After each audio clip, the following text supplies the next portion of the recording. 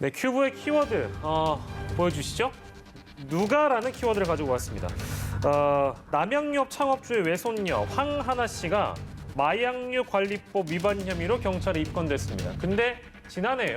같은 혐의로 집행유예를 선고받았는데 또다시 마약 관련 수사를 받게 돼서 논란이 일고 있습니다. 이 내용도 좀 만나보도록 하겠습니다. 제가 말씀드린 대로인데 집행유예 기간에 지금 같은 건으로 경찰에 입건된 건가요, 그렇다면? 마약 범죄 재범 가능성이 있는 사건으로 보이고요. 지난해 7월에 마약류를 다수 흡입했다라는 혐의로 징역 1년에 집행유예 2년을 선고받았고요. 그 당시에 재판부께서 다시 한 번 하면 실형을 받을 수 있다. 이렇게 강력하게 경고를 했음에도 불구하고 지금 마약 사건으로 다시 입건된 상황인데 집행유예 기간 중이라는 겁니다. 네네네. 집행유예 기간 중에 이렇게 재범을 하는 경우에는 집행유예가 실효된다. 그러니까 징역 1년을 살아야 된다. 징역 1년에 대해서 그 형이 추가돼서 지금 마약 사건이 이제 유죄로 입증되는지 좀 지켜봐야 되겠지만 실형받을 가능성이 높아졌습니다. 그러니까요. 집행유예 기간에 만약에 동종의 범죄를 저지른다면 더 가중처벌할 수 있거나 아무튼 그렇게 될 가능성이 크다는 건 뭐 굉장히 상식적인 부분이기 때문에 저희가 또 따로 다루진 않겠습니다만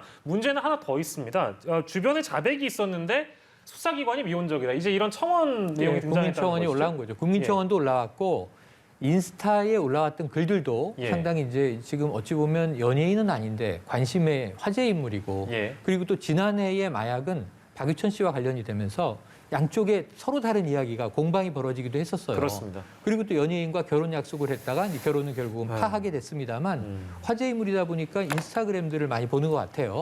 근데 거기에 좀 상당히 좀 아슬아슬한 이야기들이 많이 오갔다라고 하는 그런 구설들과 함께 여러 가지 문제가 벌어졌는데 한 가지만 지적을 드릴게요.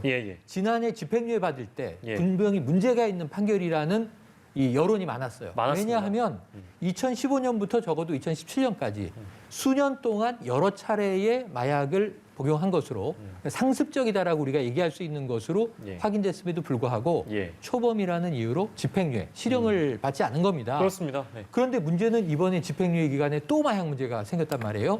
그렇다면은 이게 지난해의 집행유예 판결이 잘못됐던 것 아닌가.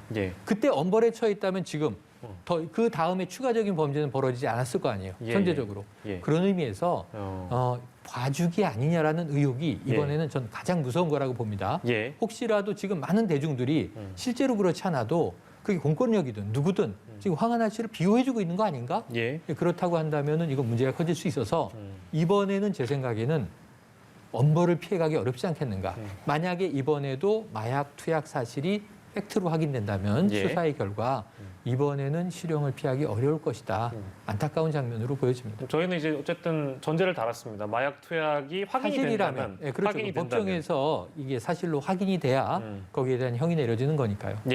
근데 이제 경찰이 밝히기로는 이게 특성상 마약 사건의 특성상 수사에 착수하게 된 경위, 소환 여부 구체적으로 밝힐 수 없다라는 입장이라서 자세하게는 저희가 지금 전달을 해드릴 수는 없겠습니다만 마약 투약 경위나 실제 뭐 마약 투약했는지에 따라 당연히 처벌 수위도 달라지겠죠, 변호사님? 제보자를 보호할 필요성이 있고 수사 기밀 유출 염려 때문에 지금은 구체적으로 밝히지 않는 것으로 보이는데 지난 20일 호텔에서 이제 검거를 해서 간이 검사를 했는데 음성 반응이 나왔다는 겁니다.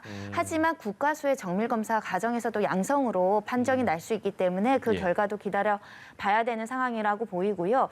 만약에 이 집행유예 기간 중에 한 차례가 아니라 다수의 차례, 여러 번 투약을 했다라는 혐의에 대한 주변인들의 진술, 제보가 있다라고 하고 특히 양성 반응이 나온다라고 한다면 말씀하신 것처럼 가중처벌될 가능성이 현재로선 높습니다. 알겠습니다. 이 내용까지 저희가 사건 큐브로 만나봤습니다. 오늘 두 분과 함께했습니다. 손정혜 변호사, 최영일 시사평론가와 이 시간 함께했습니다. 고맙습니다. 고맙습니다.